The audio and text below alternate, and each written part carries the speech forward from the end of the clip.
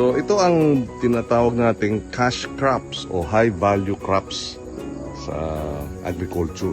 Ito ay organic na arugula, ginagamit sa mga salad, sa mga hotel at restaurant sa Maynila.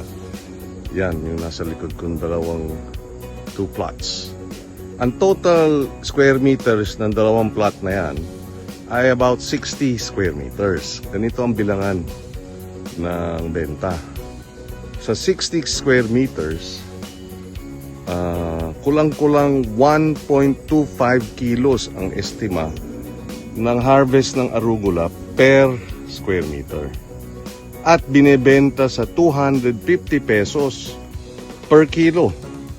So kung 1.25 kilos, lumalabas about 312 pesos now times 60.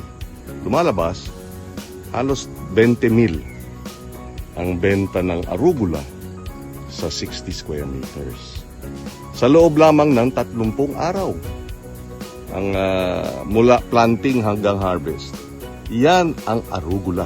Arugula organic, isang source ng dagdag na income pagka nag-multi-crop ang ating mga magsasaka.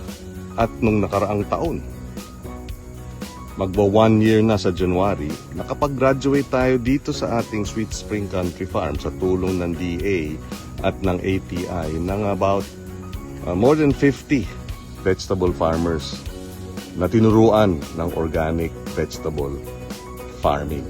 O, diba? So sana kumikita na sila ng arugula per square meter. O, diba?